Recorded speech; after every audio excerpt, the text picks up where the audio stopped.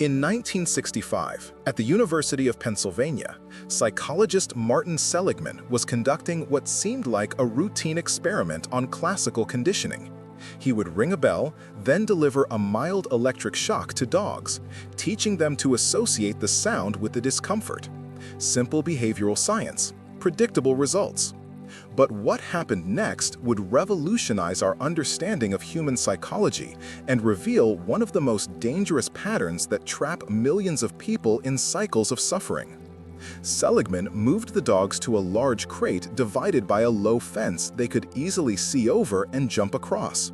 One side had an electrified floor. The other side was completely safe. When he placed the dogs on the electrified side and activated the shock, he expected them to do what any rational creature would do: jump to safety. The barrier was low. The escape was obvious. The solution was right in front of them. Instead, the dogs lay down and endured the pain. They didn't even try to escape. They had learned something far more powerful than the association between a bell and a shock. They had learned that they were helpless, that no matter what they did, suffering was inevitable and escape was impossible. Even when the cage door stood wide open, even when freedom was a single jump away, they chose to remain in pain because their past had taught them that resistance was futile. Seligman called this phenomenon learned helplessness, and it would become one of the most cited theories in all of psychology. But here's what makes this discovery truly haunting. When he brought in dogs that had never experienced the initial conditioning, dogs that hadn't learned they were helpless, they immediately jumped to safety the moment they felt the shock. The barrier to freedom wasn't physical. It wasn't even real. It existed entirely in the minds of the animals who had learned to believe they were trapped. The implications were staggering. Seligman realized he wasn't just observing animal behavior. He was witnessing a laboratory model of human depression, anxiety, and the psychological patterns that keep people imprisoned in lives they desperately want to escape. The dogs who lay down in pain weren't stupid or broken. They were rational creatures responding to what their experience had taught them about reality. The only problem? Their learned reality was a lie. The bridge, your invisible prison. If you've ever stayed in a job that drained your soul because at least it's stable, if you've remained in a relationship long past its expiration date because we've invested so much time, if you've abandoned dreams that once set your heart on fire because people like me don't do things like that, then you already know what those dogs experienced. You're living inside an invisible prison built not from steel bars, but from patterns of thinking so deeply ingrained they feel like immutable laws of reality. These patterns are insidious precisely because they don't announce themselves. They don't feel like patterns at all. They feel like truth. The thought, "I'm not good enough," doesn't present itself as a learned cognitive distortion subject to revision. It arrives as an objective fact about the universe, as undeniable as gravity. And once these patterns take root in your psyche, they operate automatically, shaping your perception, directing your behavior, and constructing the boundaries of what you believe is possible. Neuroscience has revealed something profound about how these patterns function. Your brain evolved to be efficient, not accurate. When faced with the overwhelming complexity of reality, it takes shortcuts, cognitive heuristics that allow rapid decision-making without the exhausting work of analyzing every detail. These mental shortcuts saved your ancestors from predators and helped them navigate survival challenges. But in the modern world, these same mechanisms have become psychological traps that keep you locked in patterns of suffering even when escape routes are clearly visible. The uncomfortable truth is this: you're not trapped by your circumstances. You're trapped by the patterns you've learned to believe are inescapable. And the most dangerous aspect of these patterns is that they're self-reinforcing. They cause you to perceive reality in ways that confirm their validity, creating a closed loop from which escape seems impossible. But what if the prison door has been open all along, and you've simply learned not to see it? Pattern 1, the helplessness conditioning loop. The most fundamental trap is the one Seligman discovered: learned helplessness. The belief that your actions don't matter, that you're powerless to change your situation, that suffering is simply your fate. This pattern doesn't develop from a single traumatic event. It emerges gradually, through repeated experiences where your efforts seemed to make no difference. The mechanism is devastatingly simple. When you face a challenge and your attempts to overcome it consistently fail, your brain begins to construct a model of reality in which you are fundamentally ineffective. It's not that you consciously decide you're helpless. It's that your unconscious pattern recognition systems detect what appears to be an invariant rule. In situations like this, my actions produce no meaningful results. Once this pattern solidifies, it generalizes. You stop trying in situations where you actually could succeed, because your brain has already categorized you as helpless. What makes this particularly insidious is that learned helplessness produces 8 of the 9 diagnostic symptoms of major depressive disorder. The passivity, the loss of interest, the feelings of worthlessness, the difficulty concentrating. These aren't character flaws or chemical imbalances in isolation. They're the predictable outcomes of a mind that has learned, through experience, that effort is futile. Consider Sarah, a composite based on numerous clinical cases. She grew up in an environment where her emotional needs were consistently ignored regardless of how she expressed them. She learned that her voice didn't matter. As an adult, she found herself in a career where her innovative ideas were repeatedly dismissed. She stopped proposing solutions. When her relationship became toxic, she didn't leave. Why would she? Every pattern in her nervous system screamed the same message: you're powerless. Nothing you do will change anything. The neural pathways underlying learned helplessness are now well mapped. When you experience uncontrollable stress, your dorsal raphe nucleus, a region rich in serotonin neurons, becomes hyperactive. This creates a state where your brain literally inhibits your ability to learn that escape is possible, even when it clearly is. The prison becomes neurological, not just psychological. How to break free? The antidote to learned helplessness is what psychologists call mastery experiences, small, incremental challenges where your actions produce clear, visible results. You don't start by trying to transform your entire life. You start by proving to your nervous system that you have agency in one tiny domain. Complete a small project, set a modest goal, and achieve it. Each success rewrites the pattern, teaching your brain a new rule. My actions matter. I can influence outcomes. Over time, this new pattern generalizes, and the invisible walls dissolve. But learned helplessness is just the foundation. The patterns that trap us become far more sophisticated, operating at levels most people never consciously recognize. Pattern 2, the confirmation imprisonment mechanism. Your brain doesn't perceive reality objectively. It perceives reality through filters constructed from your existing beliefs. And once those filters are in place, they create what psychologists call confirmation bias, the tendency to seek, interpret, and remember information that confirms what you already believe while dismissing or ignoring information that contradicts it. This isn't a minor cognitive quirk. It's a fundamental mechanism that can imprison you in a reality of your own construction. When you believe "I always fail," your attention system becomes hypervigilant for evidence of failure while systematically filtering out your successes. You could succeed at 20 tasks and fail at one, and the single failure will dominate your perception because it confirms your belief. The 20 successes get dismissed as luck, easy tasks, or not really counting. Research has demonstrated the power of this pattern with startling clarity. When people form a hypothesis about something, even an arbitrary hypothesis formed seconds earlier, they immediately begin searching for evidence that confirms it rather than evidence that might disprove it. This happens automatically, beneath conscious awareness. You don't decide to look only for confirming evidence. Your perceptual systems do it for you. The trap becomes even more sophisticated in social contexts. If you believe someone dislikes you, you'll interpret their neutral behaviors as confirming evidence of hostility. You'll remember the times they seemed cold and forget the times they were warm.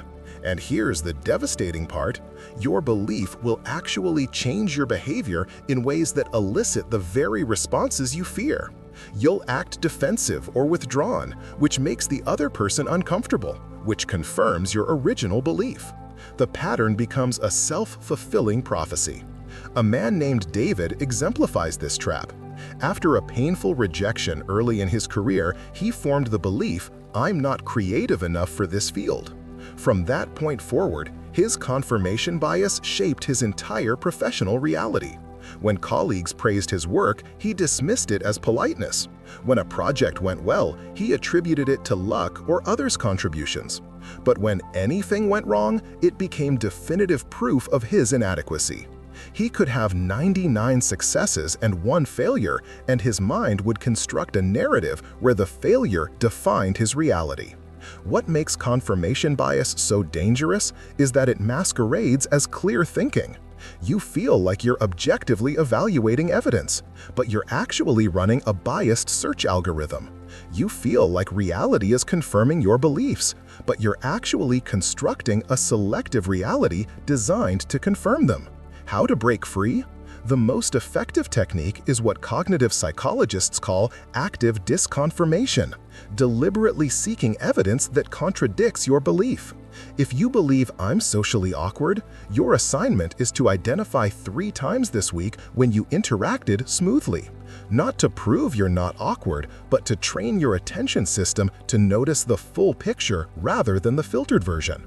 Another powerful method is the Steelman argument. State the strongest possible case against your belief using actual reason. Evidence from your life.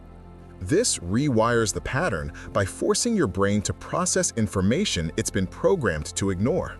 But even when you start noticing contrary evidence, another pattern lies in wait, ready to keep you trapped through a different mechanism entirely. Pattern 3.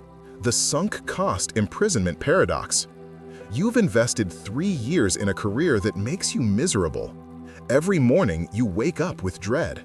The work drains your energy and demolishes your spirit. You have skills that would translate to other fields. Opportunities exist. But instead of leaving, you stay, telling yourself, "I've already invested so much time. I can't waste those 3 years." This is the sunk cost fallacy, one of the most powerful patterns that keep people locked in situations they desperately want to escape.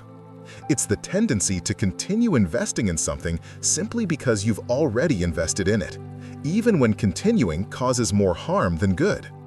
The logic seems sound. I've put so much in, I can't quit now.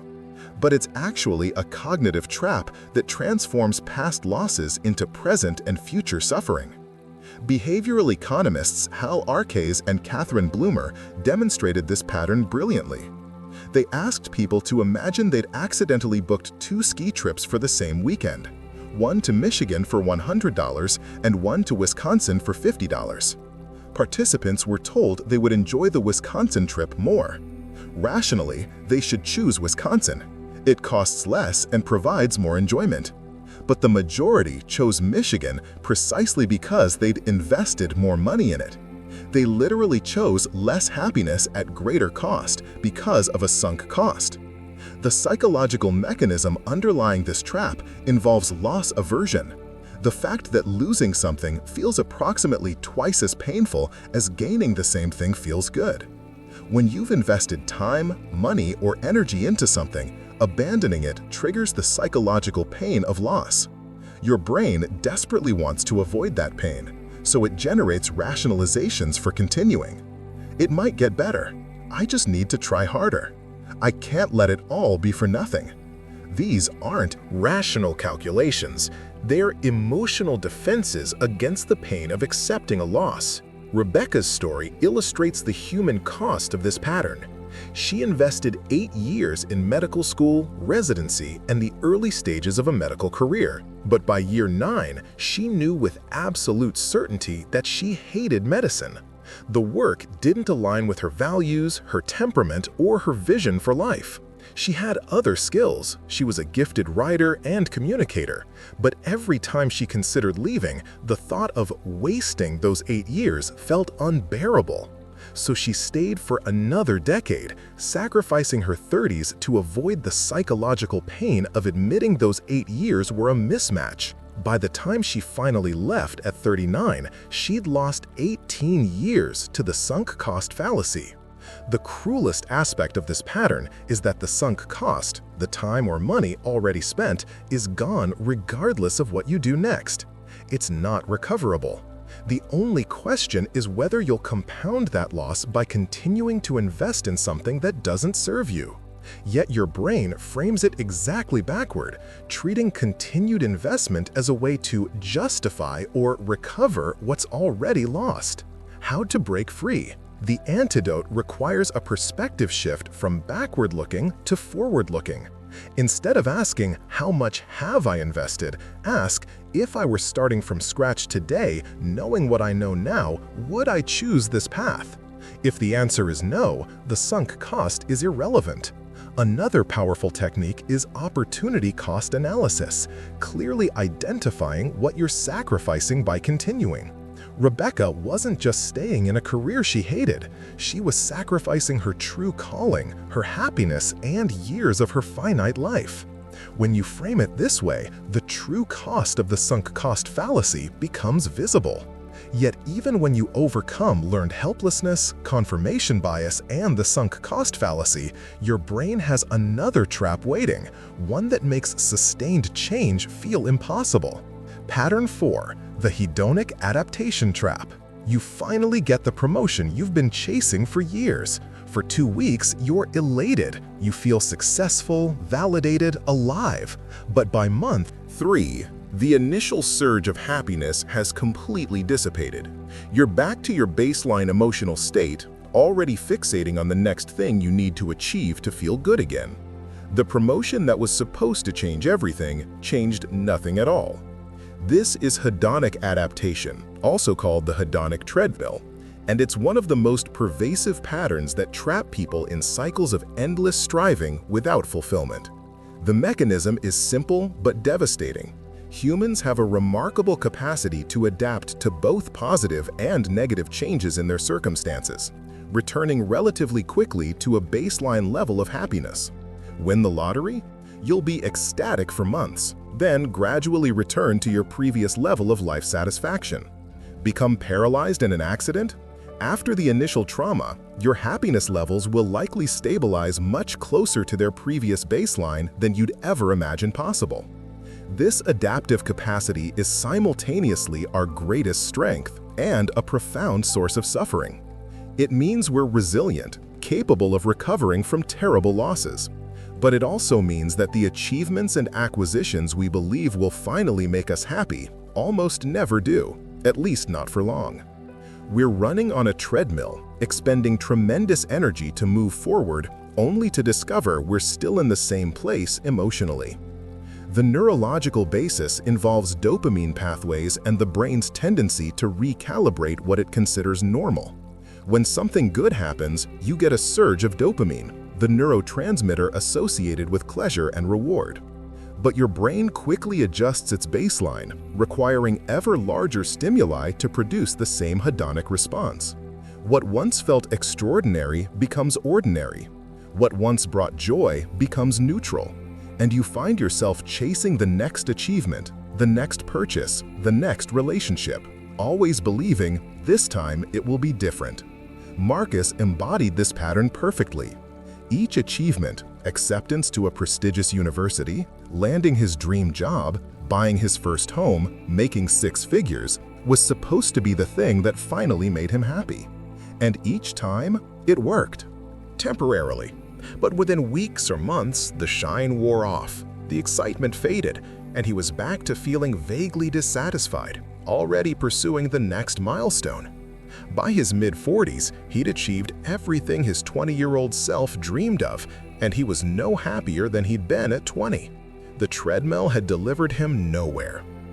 The trap is reinforced by what psychologist Greg Easterbrook calls abundance denial, the tendency to construct elaborate rationales for why your achievements don't count, why you're actually still deprived despite your objective circumstances. You have a home, but it's not in the right neighborhood. You have a partner, but the relationship isn't as passionate as you think it should be. You have achievements, but not enough to really matter. The hedonic treadmill keeps you perpetually dissatisfied by constantly shifting your reference point. How to break free. Research suggests that while hedonic adaptation affects external circumstances powerfully, it affects activities and relationships much less.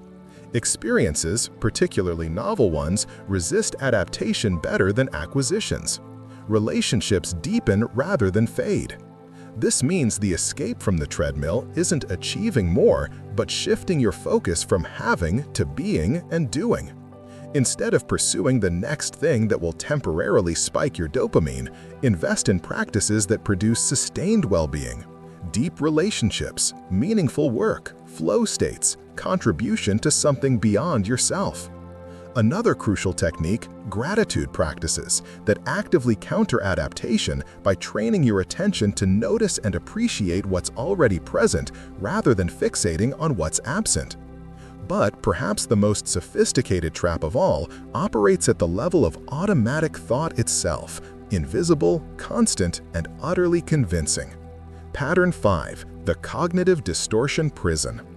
Every day, your mind generates thousands of automatic thoughts, immediate, unpremeditated interpretations of events.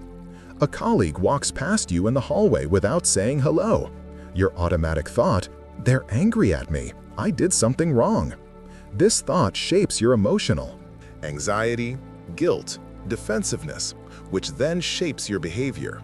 You avoid the colleague, which creates actual tension, which confirms your original interpretation. But what if the colleague was simply preoccupied with a family crisis and didn't even see you? What if your automatic thought was a distortion, an error in logic that led you to an erroneous conclusion? This is the essence of the cognitive distortion trap. Your mind systematically misinterprets reality in ways that generate suffering, and you experience these distortions as objective truth. Cognitive behavioral therapy has identified dozens of common distortions that function as invisible prisons. Catastrophizing is the tendency to assume the worst possible outcome. You make a minor mistake at work and immediately conclude you'll be fired. All or nothing thinking forces reality into binary categories. If your performance isn't perfect, it's complete failure, with no recognition of the middle ground. Mind reading involves assuming you know what others are thinking about you, almost always negative, without any real evidence. Emotional reasoning treats feelings as facts. I feel worthless, therefore I am worthless. These distortions don't feel like distortions when you're experiencing them. They feel like clear perception. The thought, "Everyone thinks I'm incompetent," doesn't arrive with a disclaimer saying, "Warning, this is a cognitive distortion based on insufficient evidence." It arrives as an apparently obvious observation about reality. And because it feels true, you act on it, avoiding opportunities, hiding your contributions, confirming through your behavior the very belief that torments you. The mechanism underlying this trap involves what CBT calls the cognitive triad: distorted thoughts about yourself, your world, and your future. I'm defective, self. The world is hostile, world.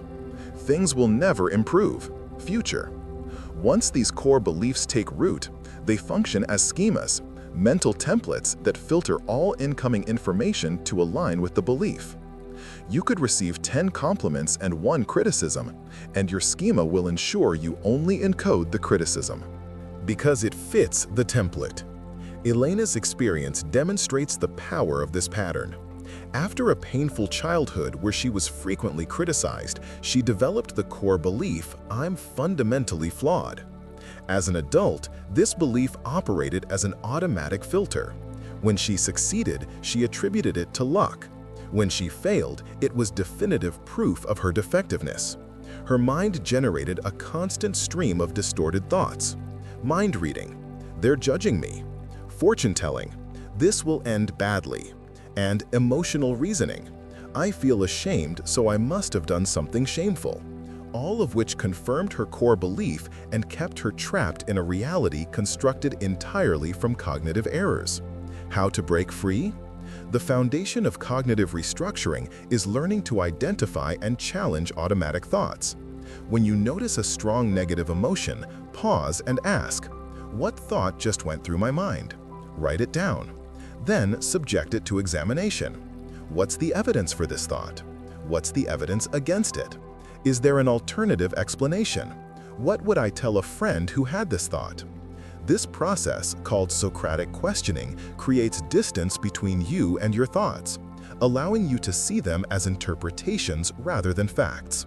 With practice, you begin to automatically generate more balanced, accurate interpretations, and the cognitive distortion prison loses its power. Pattern 6. The self-fulfilling prophecy cycle. You believe you're not good at public speaking. This belief makes you anxious before presentations.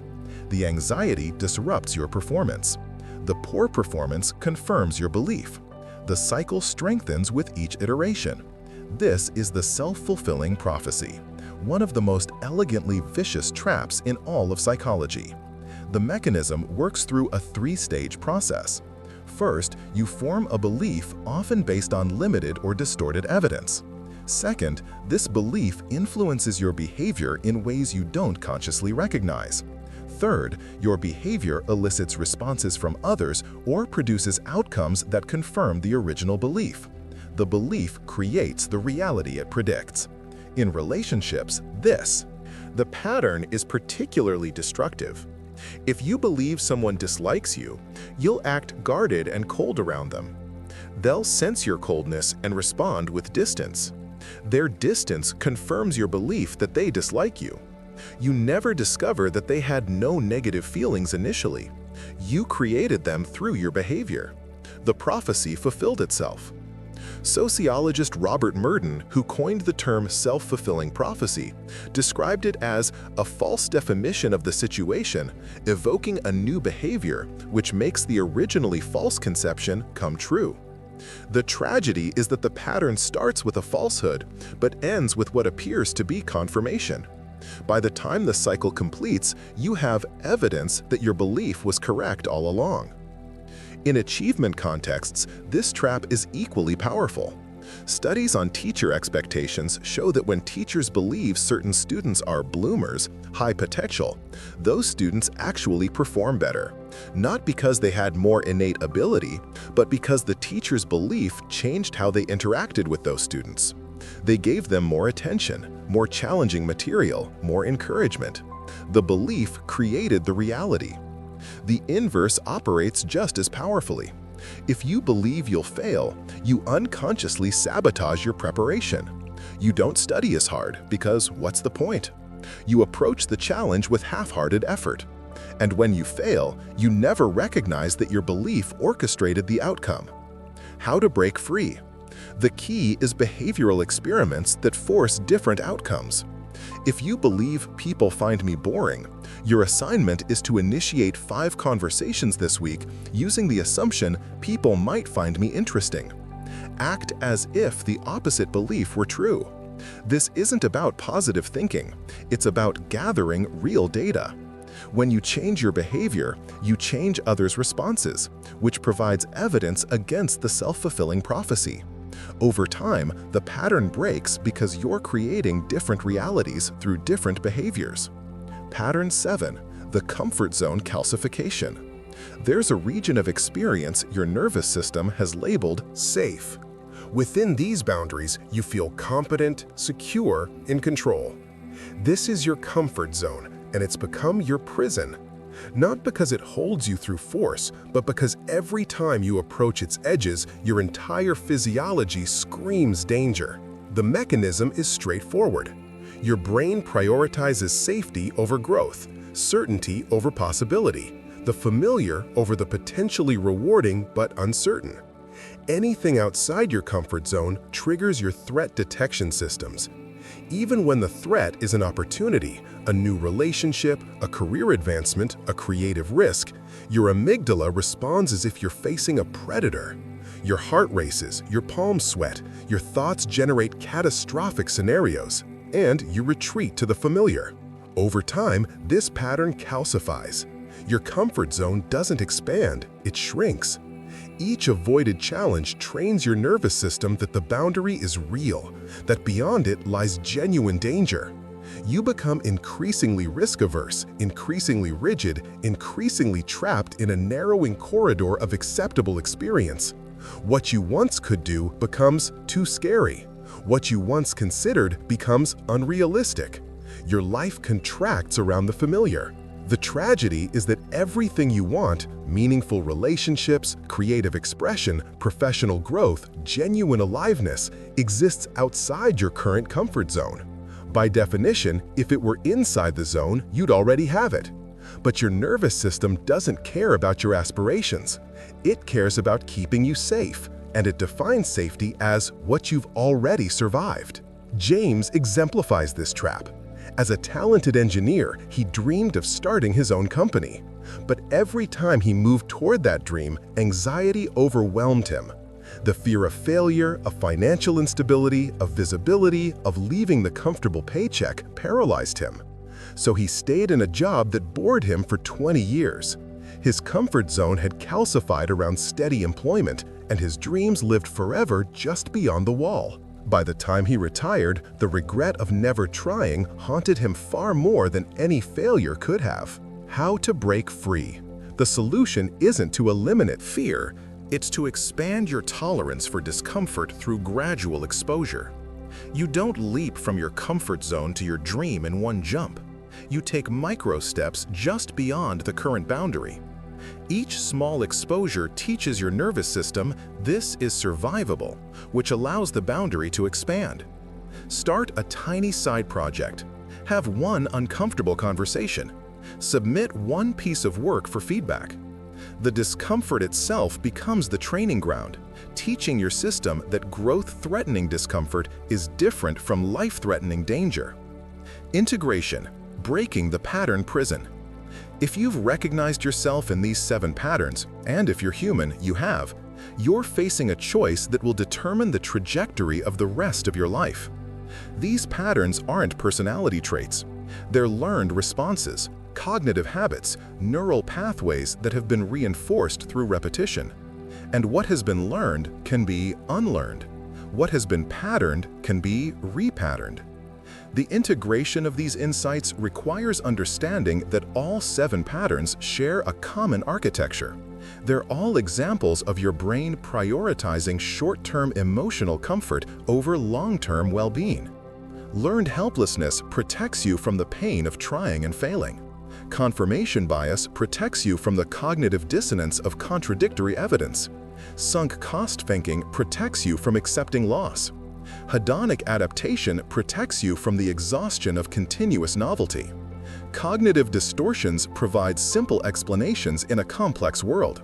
Self-fulfilling prophecies give you the comfort of prediction. And comfort zone calcification keeps you in the realm of the familiar.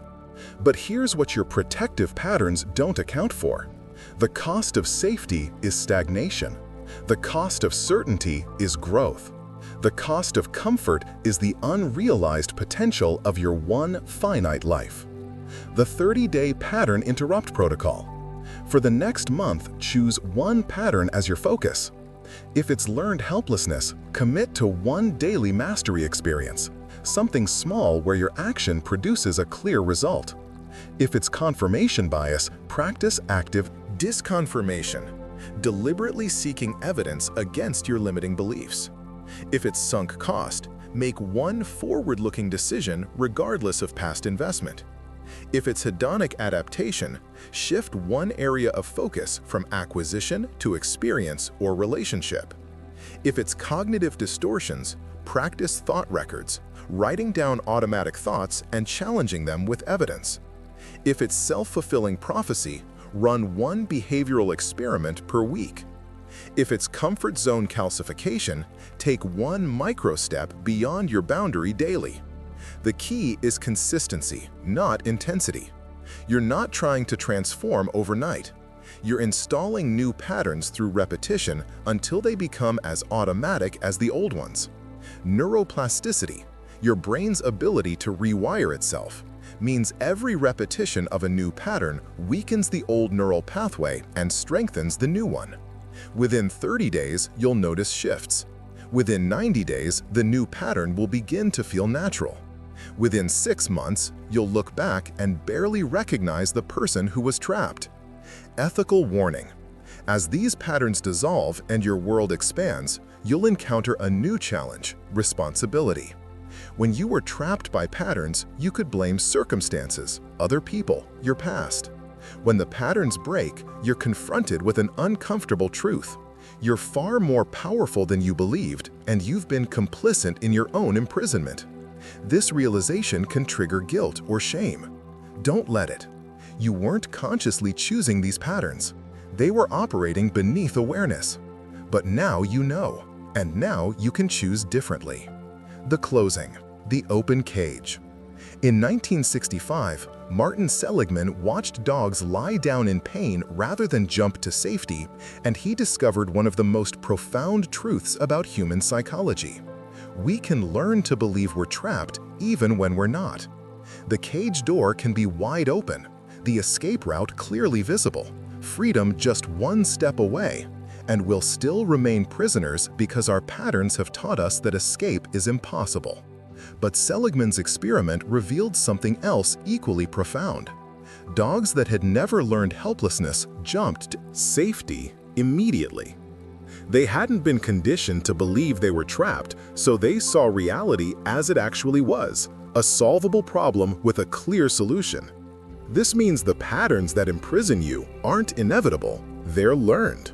And if learned helplessness can be unlearned, so can confirmation bias, sunk cost thinking, hedonic adaptation, cognitive distortions, self-fulfilling prophecies, and comfort zone calcification. Right now, you're sitting in a cage with an open door.